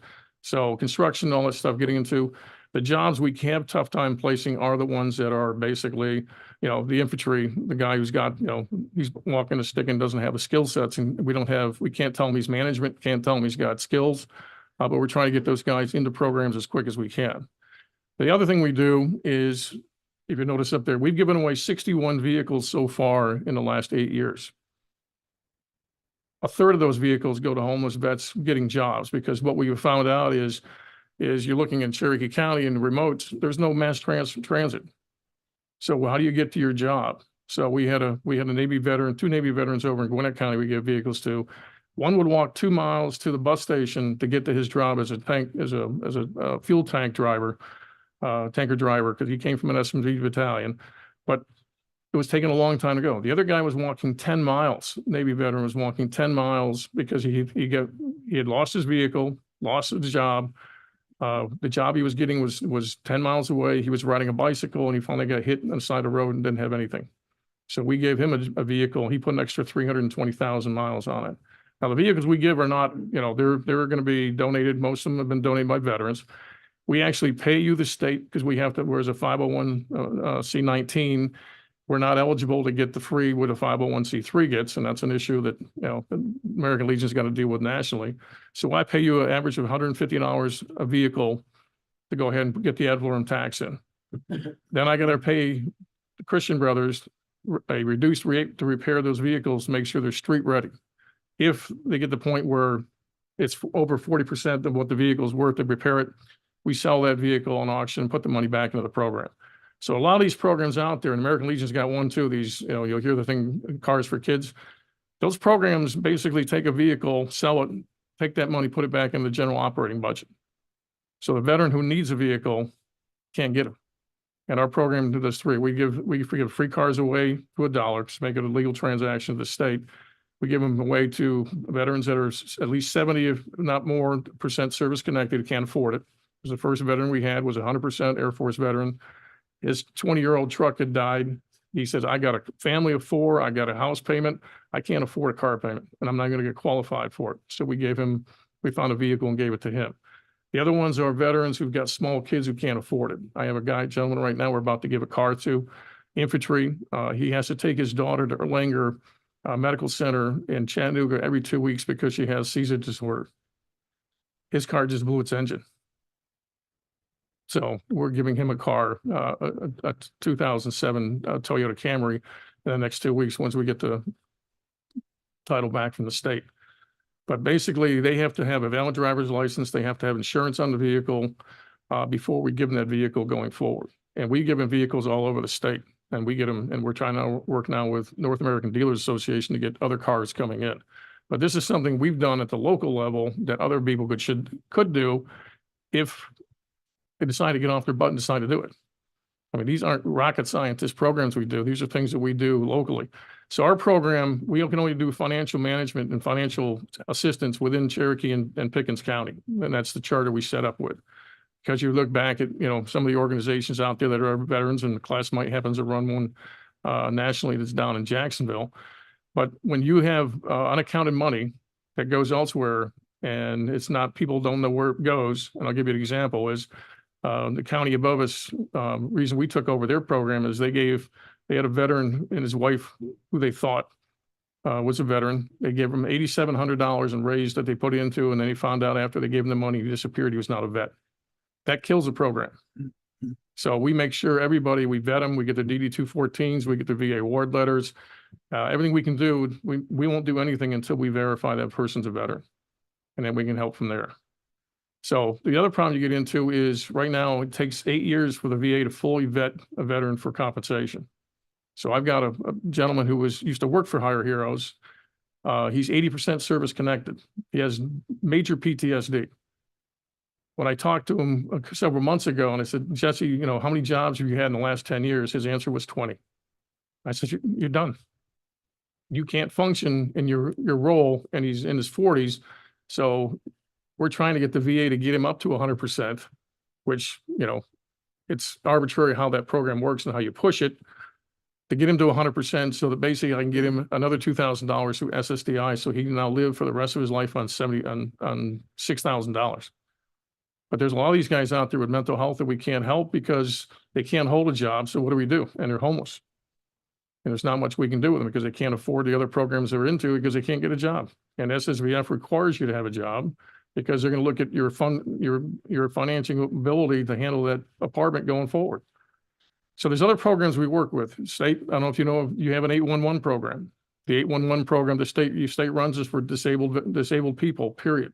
It puts them near hospitals. We've been able to get people in there. We've been able to get people into Trish's organization there, even though it's a 57-page application. It takes up to a year to get a veteran through the VA medical system, to get them signed. And that's just the nature of the game. SSVF takes 2 years, or SSDI takes 2 years to get through the federal government. So our biggest problem is delays and times, and $500 a month or a week for where's that money going to come from? We don't get federal grants for housing. We don't get state grants for housing. I spent a lot of time writing grants from Blank Foundation, from the federal government, from other organizations to keep our money afloat, as well as we do fundraisers to get our program here. Because we're looking at trying to, bootstrap a $2.5 million construction of a $13,000 building we acquired last year, getting a $700,000 COVID grant that we put in for to get us to acquire the building. We're now finished with our architectural phase, and right now I'm like, where's the money going to come from to build it? There's no source we can get to unless the CDA grant comes through that we applied for 8 months ago for $3 million through Congressman McCormick and Barry Loudermilk. So we have a lot of problems where, the county, Cherokee County is not funding anything for us.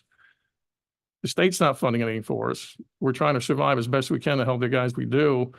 And 97% of our money goes to programs that are out there. And a lot of the programs out there take too much time to get things done, and we don't know why. There's got to be a better way of doing it. And so part of that is to look at some of the state programs, the Department of Community Affairs, why we're not getting information out there. And Josh Bonner, when I talked to him, he says, we need data. Well, you're not going to get it. I can give you all the FOIA requests we did from the federal government, and it'll come back and tell you we don't track that information. They don't track it. I mean, there's a federal statute out there in the VA that says if you're homeless, you're supposed to get priority processing for your benefits. They came back and said, we don't do that. Then cancel the statute. It's one of the 3 conditions for it. So, I mean, this is the issue where, and our issue is the VA stops at 285. The VA doesn't come out to our facility. We're just like Hope Atlanta. You guys are 40, 50 miles away. We can't afford the gas to come out there and see you guys. Figure it out on your own. And that's basically what we do, is we have to figure it out on our own. I mean, and this is the problem we're having, is we got to start looking at how we get local programs in place, and the VSOs have got to be one of the primary targets, because it's got to be a public-private play. You can't do it alone from your level. The American Legion and VFW are not doing their job. And I'm a lifelong member of the American Legion, and I'm one of the harshest critics they got, and I don't care. Something about the VFW again. Yeah, everybody's got these programs about homeless, but ask them what are they doing? They don't exist. I mean, they talk about, oh yeah, here's this, I can tell you right now, the National American Legion's got a 45-page program on what they're going to do for homelessness. But unless the local post decides to do it, now what we've asked for, and Brian's got it, is we wrote Jim Fultz, who's the new incoming department commander, when I presented in January to him about the issues of what can be done. And we do things like Kimberly Clark, we get free product that we give out to 77 nonprofits, as well as the Georgia Veterans Home, Georgia National Guard, the VA, no cost. It's a program that we keep under the table because we can't announce it. We do things, coat drive with Aero Exterminators. We will deliver this year about 10,000 coats to the veterans across the state at no cost, because we do those programs because they need to get done. Well, the VFW, if I may, Mr. Yes, Chairman, are they equipped to do that? Do they have the money to follow up?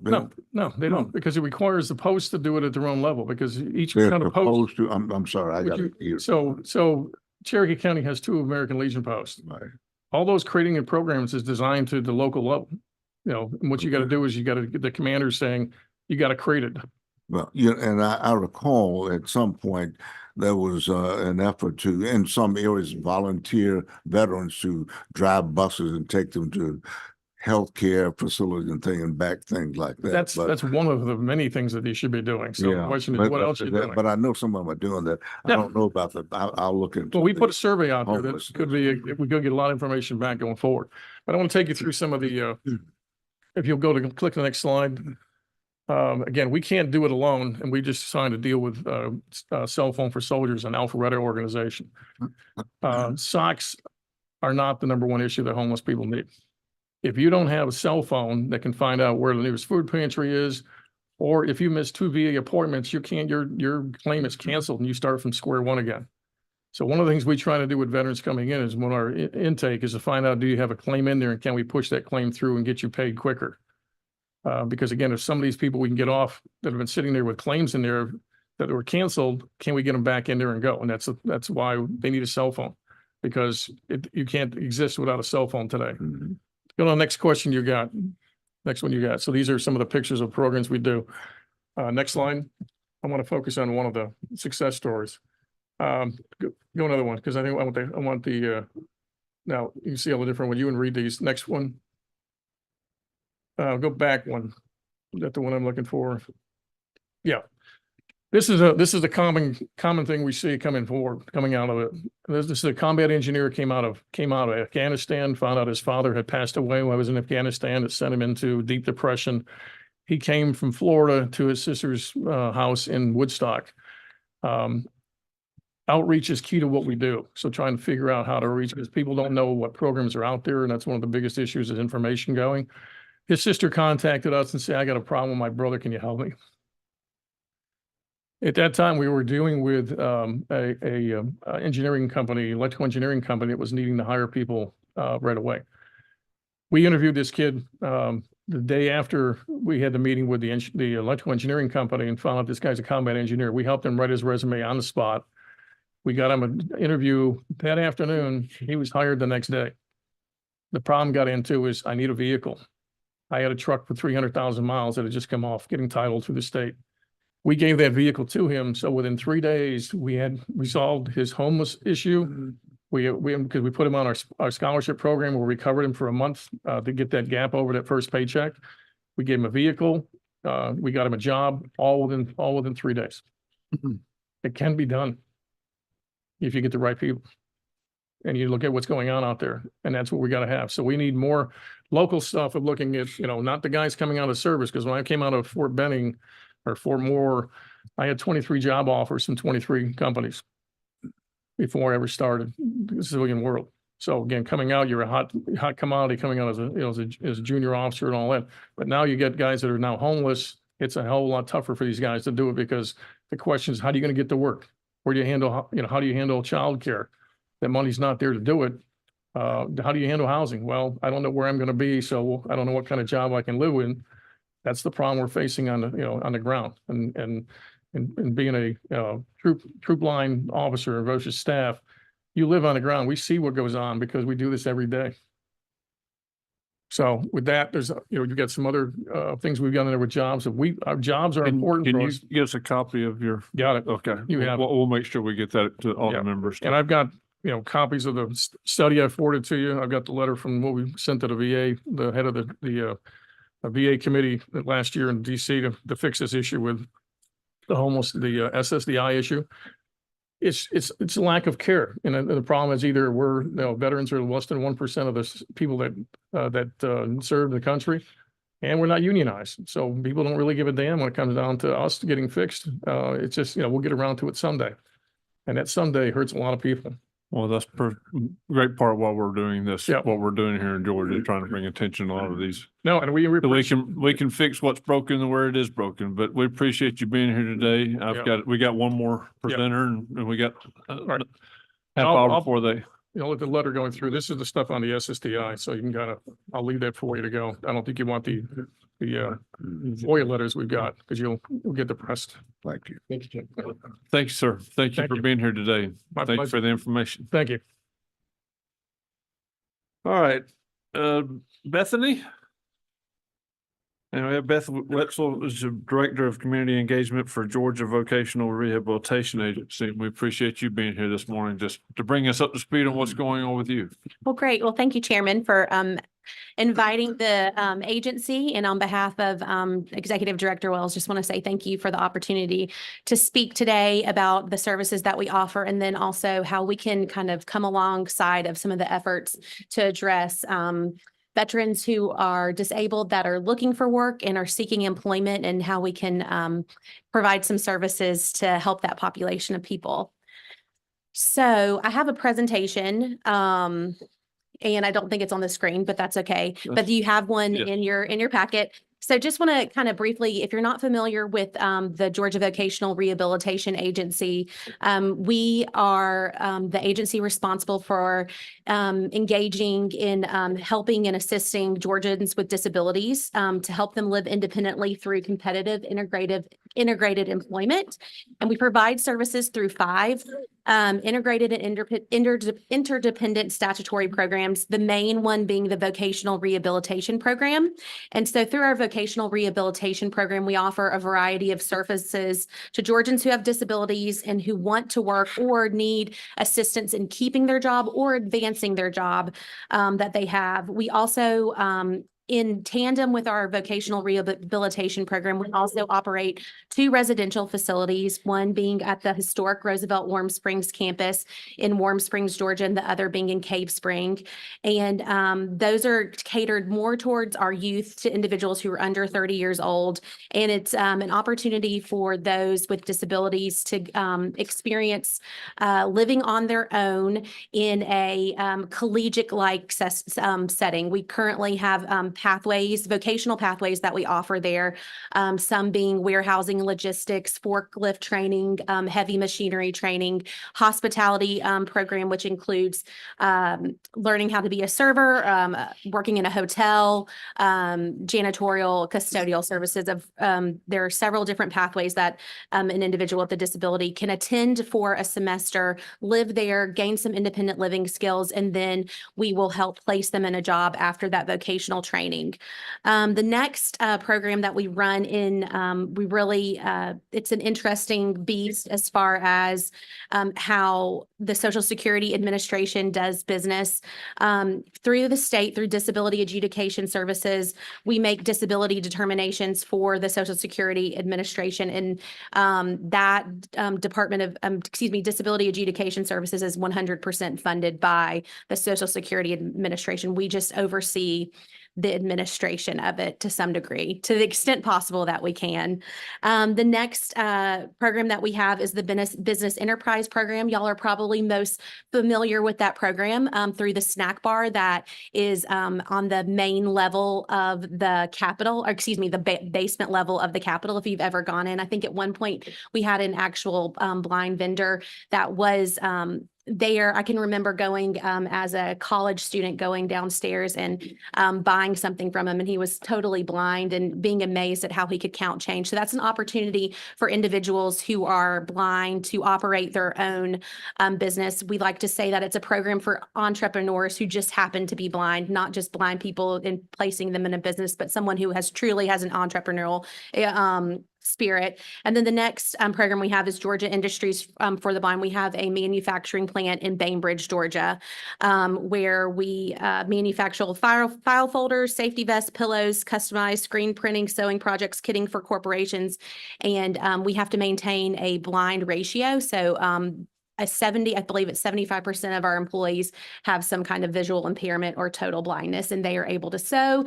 They are able to find some employment and some purpose in their day instead of just relying on their Social Security benefits. The next slide, just kind of briefly, just to give you some background again, if you've never familiar with our agency, we are largely federally funded. So for vocational rehabilitation services, for every state dollar that we put into the program for VR, we roughly get $4 back from the federal government. This year, we're projecting that we'll have about $184 million in expenditures, and that in the vocational rehabilitation program, that'll be around $100,000. And going back to the Georgia Industries for the Blind, that receives no state funding. That is self-sustaining. So just a little bit about what we do for our vocational rehabilitation services, because I think that's what y'all are most interested in as far as workforce development. So to be eligible to receive services from GVRA, you have to have a physical or mental impairment, and you have to have a goal of employment. And the services that we can offer you have to be something that will help you maintain, sustain, or obtain competitive integrated employment. A kind of a misconception for for a lot of people is that once they've gone through VR, that they can't come back. But if someone's condition or disability worsens and they need an additional accommodation or they need additional training, or even if they want to advance in their career or move a career choice, VR is always open as an option for someone to come back and reopen their case or become and to receive services again. So it's not just a one-time shot. So some of our services that we provide are career counseling and guidance, job coaching and placement, on-the-job training, training and education after high school, which includes tuition, related fees, and required textbooks. It's what we call maintenance. So that can include lodging and also paying for meals in college. So currently right now our post-secondary funding, what we call, it's the Bud McCall grant named after Tom McCall's son, Bud. We can offer around $17,700 for annually to a student who is attending a post-secondary opportunity. We also provide services to employers and also for someone who wants to go work at an employer. We can assess a job site and help an employer figure out how they can accommodate the employee. I think a lot of times there is a fear for employers to hire individuals with disabilities, not necessarily because they don't think that they could be capable, but it's because they're afraid that they're going to have to make some kind of extreme expense to make sure that that person can work. And a lot of times the expense is not as great as someone would believe. And then we can also come along and help them in a lot of cases, especially with assistive work technology, provide that technology for that individual to be able to do that job. So part of our job is also to educate employers about the benefits of hiring someone with a disability, but also how do they accommodate an employee with a disability? Because I think there is generally, when we survey employers, there's a fear of that there will be some kind of great expense. So just about what percentage of our veterans that are going through your program? So currently we have in our vocational in our VR program, as far as VR clients, because we also offer services to students. We have about 16,000 students, but we have 11,000 active clients and only 290 currently are veterans. So it is something that we do track. So there's definitely, as far as if there are veterans with disabilities, I would believe that there's room for growth as far as those that we can help serve in the state of Georgia. Well, that's why I asked you all here today, is because I don't think a lot of veterans think about using your Right. program as far as if they've got a disability or something they've come out of the military. Exactly. And we definitely are a viable option. And I think also because VA does offer a version of vocational rehabilitation and employment, I think it's called VRE. I think that they think maybe that's their only opportunity, but honestly, we can work in conjunction with the VA and provide some side-by-side services, or we can provide standalone services to those with disabilities. But we definitely are a resource. And, I think one thing that I've heard echoed from a lot of the speakers today is outreach and just getting your name out there. And so people know this is a community partner that you can connect with, or this is a resource that someone has. And I do feel that probably GVRA can do a better job about getting their name known as far as being a resource for veterans, and do some targeted outreach with Department of Veteran Services and community partners as well. For sure, there's definitely room for growth. Well, thank you. Yes. And then we can provide medical and psychological assessments, and then limited medical and psychological treatment. So that's one thing that's really interesting, is that, sometimes an individual needs to receive treatment before they can be ready for a job. Whether it's a substance abuse problem or a mental health problem that has, especially with, I'm assuming with PTSD, getting them treatment so they can get ready for a job, to rehab them, if you will. We can provide that treatment and as a first step to providing those job coaching services as well. So in regard to housing assistance, because I know that was one of the focuses. So the next slide, that GVRA can provide. So we can we can provide relocation expenses in a limited time frame when a job is obtained. So let's say someone in Atlanta gets a job in Bryan County with one of those new car manufacturer plants. We can provide relocation expenses for that. We can also provide providing a security deposit and charges for initiating utilities for an individual in conjunction with relocating. As far as student housing, we can provide assistance for meals, books, on-campus housing, off-campus housing. A pretty good portion of that, we can provide assistance for that. We can assist with summer on-campus housing. And then if someone is seeking, is in some kind of vocational training program, an apprenticeship program, and it's away from home or they need housing, we can provide housing for them to be able to attend that training program. So the supports are not intended to be long-term in duration or ongoing, but we can assist short-term to assist with sustainability, because ultimately we want to make sure that an individual can get a job and keep that job. So that's where we can kind of come in and provide some assistance with housing. The next slide, we have one of our most recent veteran stories. What we have typically seen with veterans seeking our services is that we're able to provide assistance in someone seeking self-employment opportunities. If we can provide services for them to develop a business plan, and then we can give them a grant, in some cases up to $10,000 to start their own business. Also, we have opportunities in agriculture for individuals, self-employment through agriculture. And one of the big ways that we come alongside a program called AgriBility through the University of Georgia is providing modifications to farm equipment or to vehicles. We can also pay for modifications to vehicles as well if someone provides a vehicle. But most recently, we had a major who was based out of Augusta. He had PTSD and some physical related disabilities, and he served 32 years. As he was thinking about his transition, he purchased land in Lincolnton. He purchased 25 acres. He wasn't sure how he was going to farm, what he was going to do with that land. He knew he wanted to do something agriculture based. So he contacted AgriBility, who contacted us in turn, and we were able to do a work site assessment and determine what kind of modifications we needed to make to his tractor, to his gates, so he would be able to do that job. And he currently raises hogs, goats, and turkeys, chickens, guinea pigs, and rabbits. And even though his quote is at 64, I don't let my physical limitations hold me back. And that he tells young people, if he's interested in farming, don't talk yourself out of it.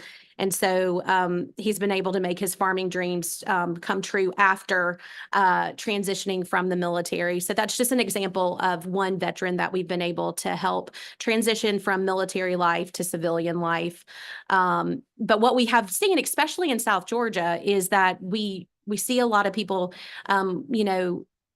who are coming back home trying to work their family farm after serving the military. And it could be that they, maybe have a physical limitation of a spinal injury, and we're paying for the mod. They provide the tractor. We're paying for the modification to the tractor, whether that's a lift, whether it's something to help them, a gate system that will automatically open. There's definitely ways that we can come alongside with some not necessarily traditional employment that you would see. And so there's a lot of opportunities. Well, thank you. Yeah. Thank you for being here today. And any questions from the committee? Well, thank you for what you're doing, because I know there's so many of them that truly do have those issues when they come back into the community, especially and to know that we're addressing those through vocational and rehabilitation and services means a Exactly. lot. So Thank you very much. Appreciate the opportunity to thank you. speak. At this point, we got about 15 minutes till we run out of time on this room. So that's our last presenter. So I just want to thank everybody for coming. Thank you for being here. Any from the committee wish to say? Thank y'all for being here. And we're going, our next meeting is probably it hasn't been scheduled yet. It'll be about a month out from today, mid August. And then we will, but I'm looking at that time, we will probably be addressing more of the homeless issue and looking at what we can do better in regard to that. So thank you for all for being here. And if there's no other business to be presented for the committee, we will call this meeting adjourned. Thank you for being here.